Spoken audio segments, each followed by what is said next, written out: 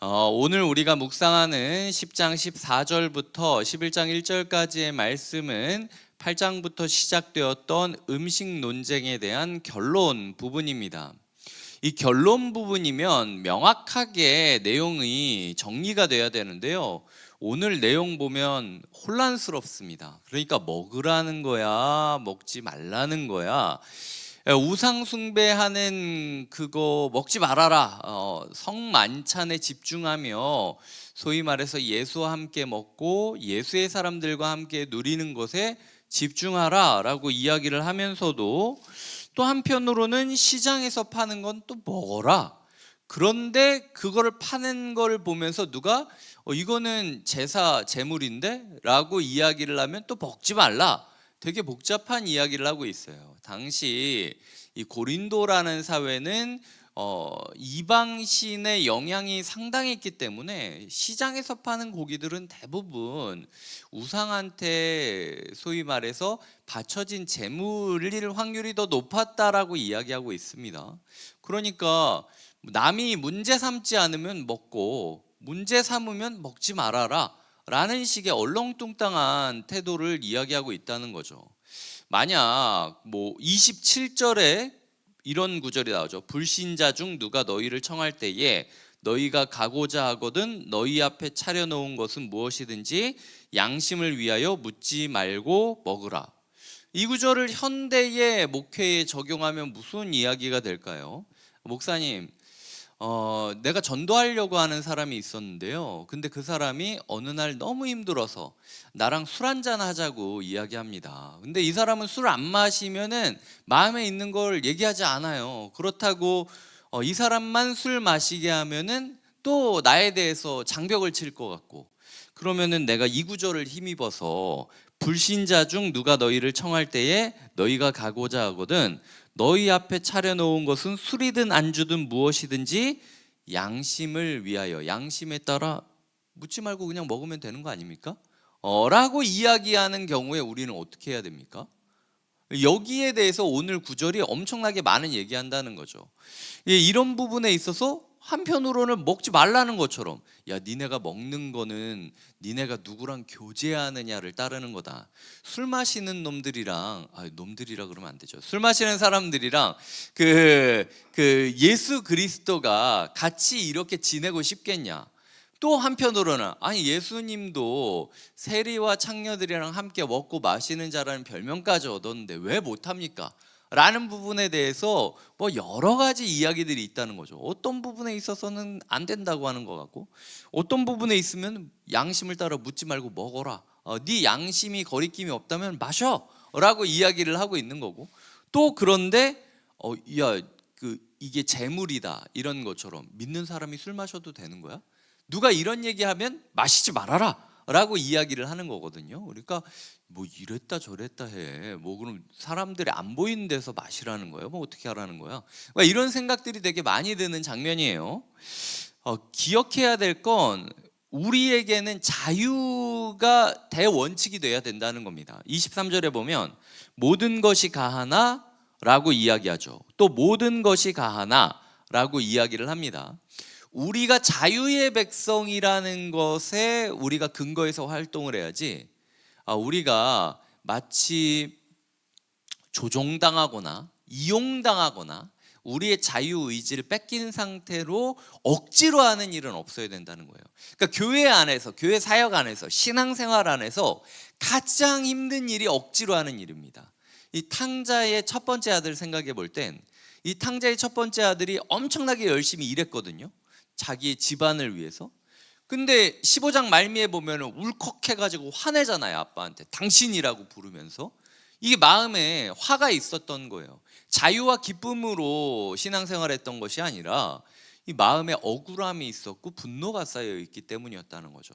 우리가 신앙생활을 할 때 가장 기억해야 될 건 어떤 선택을 내리던 하나님이 나에게 엄청난 자유를 줬다라는 사실을 인정하면서, 감사하고 인정하면서 하나님께 고백하면서 사역하는 것이 필요하다라는 거죠. 하지만 모든 것이 가하나 모든 것이 유익한 건 아니다. 모든 것이 가하나 모든 것이 덕을 세우는 것은 아니다 라고 이야기를 하죠. 우리가 자유를 누리는 백성으로서 신앙생활에 있어서 문제들 가운데 선택지를 골라야 되지만 동시에 내 자유가 모든 것이 유익한 것이 아니다. 그러니까 내가 하고 싶다고 해서 모든 것이 나에게 유익한 건 아니다. 내가 하고 싶다고 해서 모든 것이 내가 사랑하는 사람에게 유익한 건 아니다.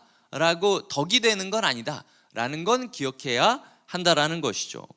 그래서 한 두 가지 정도의 원칙을 정해주고 있습니다. 이 현대 사회의 아리까리한 문제들 가운데 도대체 그리스도인들은 어떻게 결정해야 될까?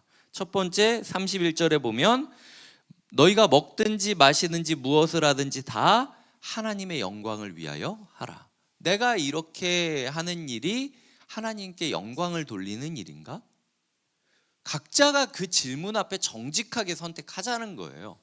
두 번째로는요, 24절에 자기의 유익을 구하지 말고 남의 유익을 구하라 라고 이야기를 하고 32절에 하나님의 교회나 거치는 자가 되지 말아라. 걸림돌이 되지 말아라. 너 때문에 시험 받는 사람 없게 해라 라고 이야기를 하고 33절에 보면 모든 일에 모든 사람을 기쁘게 하고 그리고 많은 사람의 유익을 구하여 많은 사람의 유익이 뭐죠? 구원받게 하는 유익을 얻게 해라 라고 이야기하고 있고요. 11장 1절에 보면은 내가 그리스도를 본받는 자가 된 것 같이 너희는 나를 본받는 자가 되라. 누가 나의 이런 모습을 보면서 나도 저렇게 살아야겠다 도전받는 인생이 필요하다라는 거죠. 결국은 우리가 어떤 행동을 하든 이것이 하나님께 영광이 되는 행동인가 떳떳하게 자기의 양심에 비추어 물어봐야 되고요. 거리낌이 있으면 안 해야 되고 거리낌이 없다면 하면 되는 겁니다. 사람 눈치 볼 필요 없어요. 반대로 내가 이렇게 함으로 말미암아 한 영혼이 시험당할 것 같다. 혹은 어떻게 내가 행동을 해야 더 많은 영혼이 구원을 받을 수 있을까? 걸림돌이 되지 않고 많은 영혼이 구원을 받고 내 뒷사람들에게 내가 자랑스럽게 이렇게 해라 라고 당당하게 이야기할 수 있을까라고 생각이 들면 그 길로 가는 게 맞다라는 거예요. 때로는 뭐 소위 말해서 우리가 믿지 않는 사람들 술 따라주면서 대신 나는 무알콜 음료 마시겠다. 대신 나는 안주만 먹겠다. 뭐 네가 나를 뭐 술 안 마신다고 위선자라고 여기든 뭐라고 여기든 뭐든 간에 그냥 이게 내가 너한테 해줄 수 있는 최선인데 뭐 어쩌겠냐. 그래도 내가 너 이야기 듣고 싶어서 여기 앉아 있는 거 아니냐 라고 얘기할 수 있는 용기도 필요하다는 거죠. 내가 느끼기에는 이도 아니고 저도 아니고 뭔가 술을 마시는 것도 아니고 안 마시는 것도 아니고 이렇게 느낄 수 있겠지만 우리의 삶에 있어서 하나님께 영광 돌리는 게 뭐냐, 그리고 당당하게 내 뒷사람들에게 나 이렇게 했다, 너희는 나를 본받아라 라고 이야기를 하면서 한 명이라도 많은 사람들이 구원받을 수 있는 길을 선택하느냐 라는 부분에 있어서 우리가 끊임없이 고민하며 인생의 변화무쌍한 이 시대와 삶의 선택지들 가운데 성령이 주시는 선택을 하며 살아가는 것이 필요하다라는 거죠. 말씀을 정리해 보도록 하겠습니다. 그리스도인이 자유가 있다는 거는요, 우리는 자유를 생각할 때 무엇 할 수 있는 자유만 생각하곤 합니다. 근데 오늘 그리스도인의 자유에 대해 바울이 이야기하는 건 내가 자유롭기 때문에 무엇을 하지 않을 수 있는 자유가 있다. 이걸 위해서 기도를 하고 있어요. 우리가 하나님 전 이런 자유도 있었으면 좋겠어요. 이런 자유도 있었으면 좋겠어요. 이 문제 해결돼서 자유롭게 이렇게 살았으면 좋겠어요. 이 문제 해결돼서 자유롭게 이런 걱정 안 하고 살았으면 좋겠어요 라는 생각들이 많이 들지만 오늘 하루만큼은 하나님 내가 예수 그리스도 때문에 이것까지 안 할 수 있는 자유를 좀 누렸으면 좋겠다. 무엇 할 수 있는 자유에서 무엇 안 할 수 있는 자유, 저는 이게 사랑이라고 생각합니다. 결혼을 하면요, 결혼을 했기 때문에 하지 말아야 될 것들이 있죠. 예를 들어 뭐 내 아내랑 있는 거리보다 다른 사람을 더 가까이 들 수 없어요. 다른 사람이 그걸 아무리 원해도 근데 당신이 내 아내는 아니지 않냐 라고 선을 그어야 될 필요는 있다는 거죠. 당연히 내가 무엇 뭐 목사로서 아니면은 사람으로서 인격적인 관계를 맺고 더 끈끈한 관계를 맺을 수도 있겠지만, 어떻게 보면 서운하다 할지라도 내 결혼 관계를 지키기 위해서 거리를 둬야 될 때가 있다는 거예요. 이게 안 할 자유라는 거죠. 진짜 사랑을 위해서 어떤 부분에 있어서 더 의도적으로 거리를 두고 더 의도적으로 노라고 얘기할 수 있으면서 안 할 수 있는 자유를 누리는 것. 내가 뭔가를 안 한다라는 것이 누군가를 사랑하는 거를 증명해 주는 길이 될 수 있다는 거예요. 우리의 삶 가운데 주님께서 다 할 수 있게 만들어 주셨습니다. 하지만 아담과 하와가 선악과 하나를 먹지 않을 자유를 누리지 못했기 때문에 결국에는 시험에 걸려서 넘어지는 것처럼, 주님께서 그리스도인의 자유 가운데 무엇 할 수 있는 자유만 주신 것이 아니라 믿기 때문에 무엇 하지 않아도 될 수 있는 자유 또한 주셨다라는 것. 그래서 우리가 조금 더 그 자유를 누리면서 모든 것이 가하나 모든 것이 유익한 것은 아니요, 모든 것이 가하나 모든 것이 덕을 세우는 것은 아니니 오늘 하루 저의 유익만을 구하는 것이 아니라 하나님의 영광과 남의 유익을 구하며 살아가겠습니다 라고 고백하시면서 하루를 당당하게 살아가시길 주님의 이름으로 축복드립니다. 기도하시겠습니다.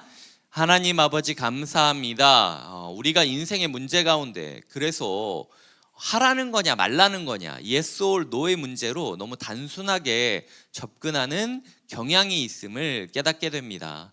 바울이 우리가 생각했을 땐 뭐 이러라는 건가 저러라는 건가 헷갈릴 수 있겠지만, 결국 바울의 마음 가운데는 하나님을 사랑하는, 하나님께 영광 돌리고 싶은 마음이 있었고 한 영혼을 끝까지 포기하지 않겠다는 의지가 있었음을 느끼게 됩니다. 우리의 삶에 이렇게 하나님의 영광과 한 영혼을 향한 사랑에 잠겨서 살아갈 수 있는 하루가 되게 하여 주시옵소서. 감사하고 예수님의 이름으로 기도드립니다. 아멘.